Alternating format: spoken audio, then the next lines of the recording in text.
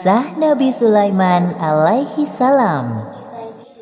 Kisah ini disebutkan dalam Al-Quran, surat An-Naml ayat 16 hingga 44. Dalam kisah ini diceritakan bahwa Nabi Sulaiman berhasil menundukkan penguasa negeri Saba, yaitu Ratu Balqis, dengan segala kekuasaan yang dimilikinya atas izin Allah Subhanahu wa Ta'ala.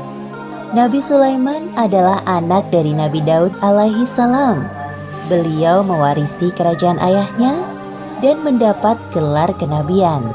Allah Subhanahu wa Ta'ala juga memberikan beberapa mukjizat kepada Nabi Sulaiman. Di antaranya seperti yang disebutkan dalam surat An-Naml ayat 17. Dan untuk Sulaiman dikumpulkan bala tentaranya dari jin, manusia, dan burung. Lalu mereka berbaris dengan tertib. Pada suatu hari, Nabi Sulaiman dan bala tentaranya melakukan perjalanan.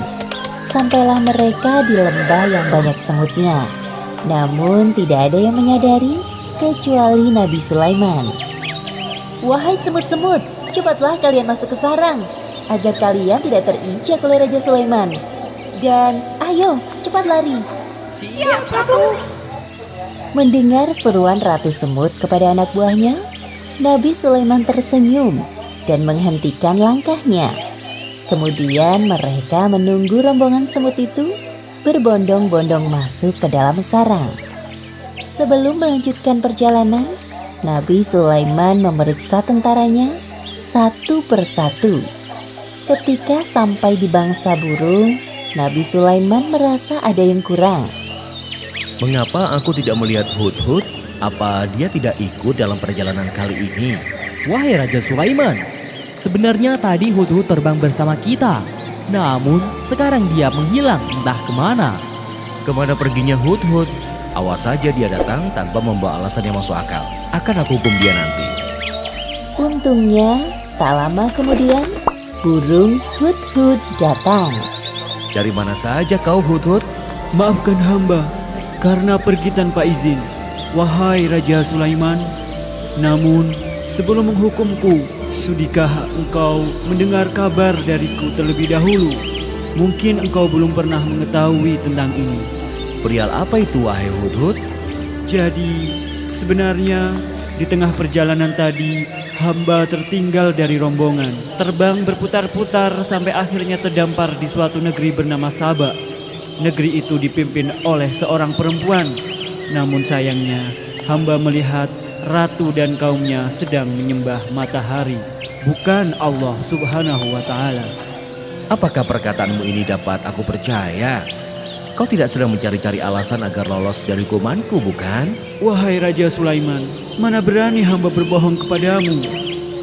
Nabi Sulaiman mulai berpikir tentang kebenaran kabar yang dibawa oleh burung Hudhud. Kemudian beliau menulis sebuah surat. "Kalau begitu, aku ingin kau melakukan satu hal. Pergilah ke negeri Saba dan bawalah surat ini. Jatuhkan tepat di depan ratu kerajaan Saba, lalu bersembunyilah untuk mengintai keadaan. Aku tunggu laporan darimu di istana." "Siap, laksanakan perintah." Terbanglah burung Hudhud ke negeri Saba dengan membawa surat Nabi Sulaiman. Sesampainya di kerajaan Saba, burung Hudhud terbang ke dalam istana dan menjatuhkan surat di depan singgasana Ratu Balqis. "Hah?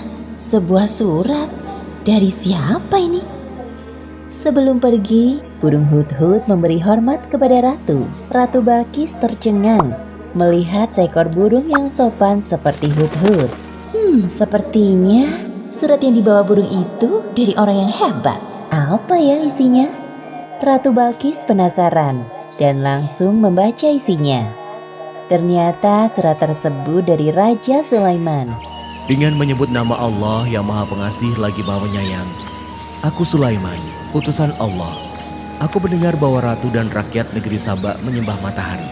Sebagai utusan atau nabi Allah, aku ditugaskan untuk mengajak kalian menyembah Allah. Segeralah bertobat sebelum datang kemurkaan Allah atas perilaku kalian, atau aku akan menundukkan kerajaan Saba." Selesai membaca surat itu, Ratu Balkis mengumpulkan para penasehat kerajaannya. Wahai para penasehatku, aku mendapatkan surat dari raja bernama Sulaiman. Bacalah surat ini dan katakan pendapat kalian. Ratu Balkis memberikan surat dari Raja Sulaiman kepada para penasihatnya. Setelah membaca surat, raut wajah mereka tampak marah. Jadi, apa pendapat kalian mengenai isi surat ini? Sepertinya Raja Sulaiman mengajak kita untuk berperang. Kita jangan mau tunduk kepadanya. Jika kita tidak mau menuruti perintahnya, pasti dia akan memerangi kerajaan Sabak. Namun jangan khawatir wahai ratu, pasukan kita siap jika harus berperang melawannya. Yang hamba pernah dengar, beliau adalah seorang raja yang memiliki kekuasaan tidak terbatas. Manusia, jin, dan bangsa burung tunduk kepadanya. Semua keputusan kami serahkan kepadamu, wahai Ratu Balkis. Ratu Balkis mulai berpikir bagaimana cara menghadapi Raja Sulaiman. Ia tidak mau bertindak gegabah, apalagi musuhnya kali ini bukan orang sembarangan. Wahai penasehat, aku ada ide. Besok aku akan mengirimkan hadiah yang banyak dan mewah untuk Raja Sulaiman. Kita lihat tanggapannya. Siapa tahu beliau berubah pikiran. Keesokan harinya, utusan Ratu Balkis berangkat menuju istana Raja Sulaiman di Palestina sambil membawa hadiah yang banyak dan mewah. Sesampainya para utusan Ratu Balkis di hadapan Raja Sulaiman, Aku tidak perlu semua hadiah-hadiah ini. Apa yang Allah SWT berikan kepadaku lebih dari semua ini. Pulanglah kalian, katakan kepada Ratu Balkis, apabila dia dan rakyat Sabak tidak mau menyembah Allah, maka aku dan bala tentaraku akan menghancurkan kalian.